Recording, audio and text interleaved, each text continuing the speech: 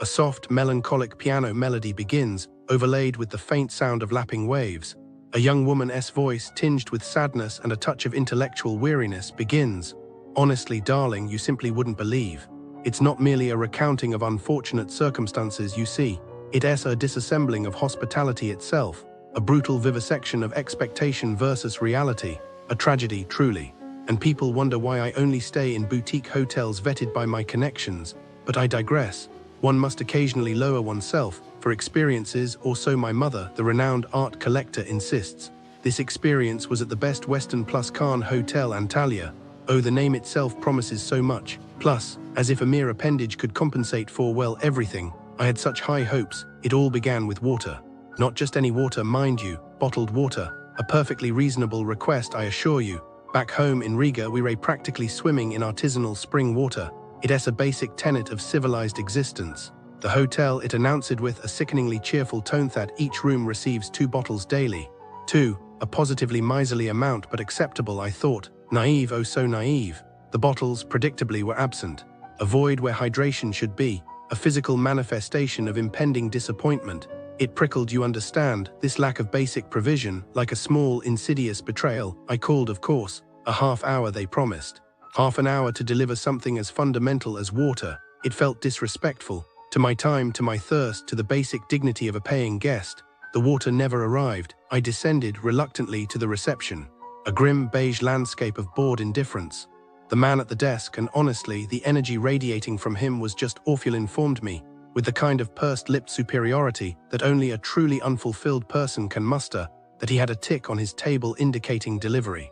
A tick, as if a small mark on a piece of paper could supersede reality.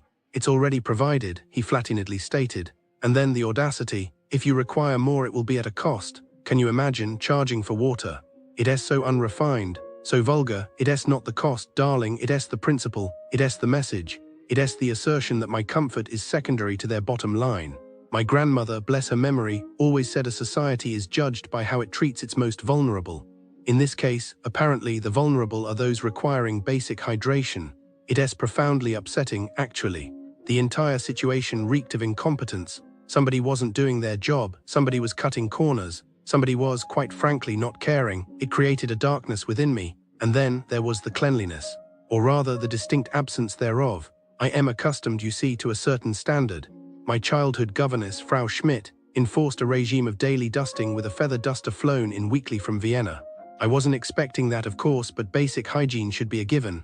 Our room, a quaint little box overlooking a rather noisy street, possessed an odor, a subtle yet persistent mustiness, like a forgotten attic, like sorrow.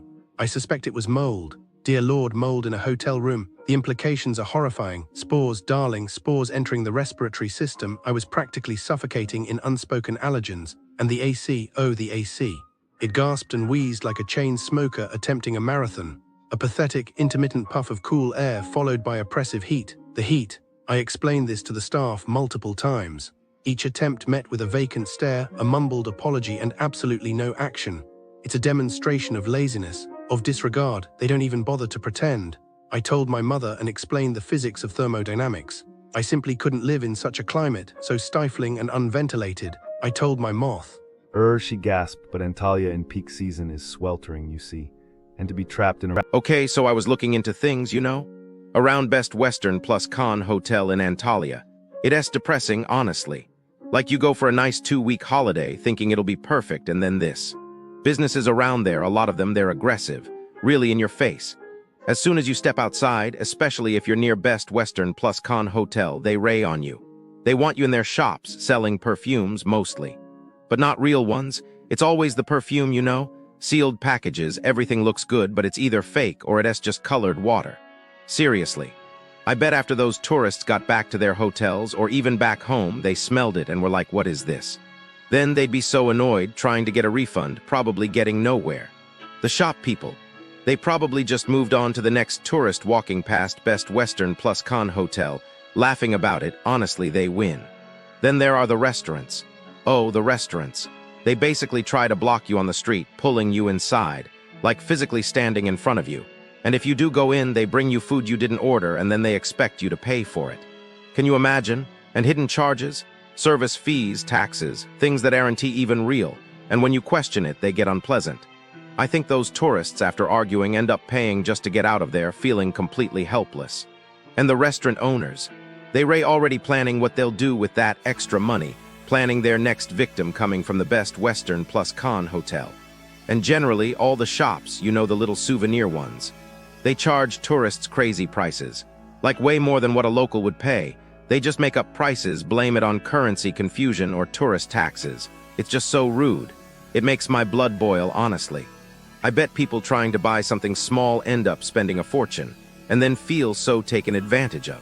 They probably tell everyone back home not to go near those shops. Seriously, if you're staying near Best Western plus Con hotel, be prepared to bargain, like really hard, or just walk away. The shopkeepers probably don't care. They'll just find someone else walking near Best Western plus Con hotel to rip off. It's just a cycle. Comprehensive analysis of businesses near Best Western plus Con hotel.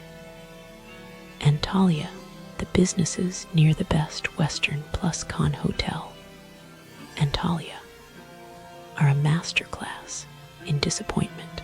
If you were expecting charm, fairness, or even basic competence, you might want to lower those expectations way down. This area is a parade of overpriced mediocrity, scams wrapped in hospitality, and service so indifferent it makes you wonder if you've accidentally wandered into a performance art piece about human suffering. Let's start with Antalya Mall, a place where optimism goes to die. Malls should be bright, bustling, and full of life. This one is more like a ghost town with a few open stores and a shocking lack of seating. Tourists report being ignored, laughed at, or outright disrespected by staff who seem to view customers as an inconvenience. One visitor waited endlessly at a Turk telecom store, only to be met with mocking smiles.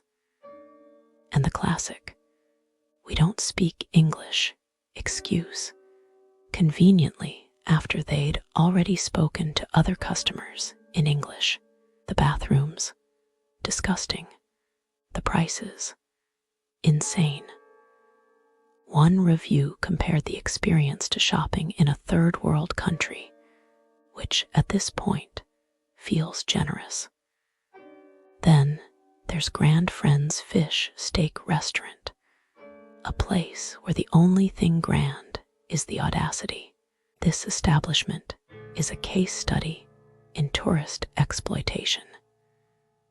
Hidden charges, fake ingredients, and bills that magically inflate once you're already seated.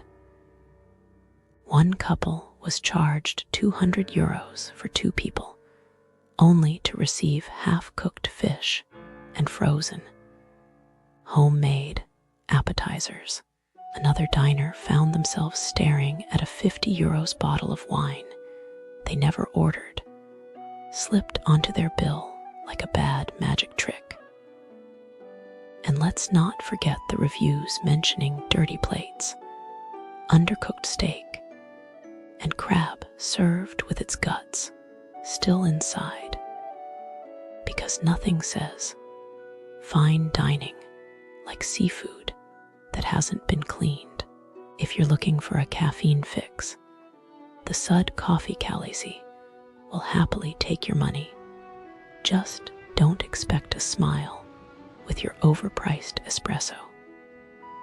Staff here treat customers like trespassers, scowling through orders and refusing simple requests like serving coffee in an actual cup instead of plastic. One reviewer was charged €6 for a double espresso, a crime against both wallets and taste buds. Another was denied a glass of water after a workout, proving that kindness is apparently a premium add-on. for those brave enough to try clubbing. Sela Club is a lesson in how not to have fun. Empty dance floors, bouncers who behave like villains from a bad action movie, and a pricing system that changes depending on whether you're a tourist or a local. One group was trapped inside until 2 a.m., surrounded by steroid-fueled security who made them feel about as welcome as a tax audit. And let's not forget the entry fee that somehow doubles once you're inside, because nothing says good vibes like financial extortion. And then there's 7 Maymet, a restaurant that somehow manages to be worse than all of them combined. Cold food, hair in meals, portions so small you'd think they were charging by the molecule. One guest found a rubber band in their salad because nothing complements greens like industrial waste. The service is so bad that waiters ignore customers altogether.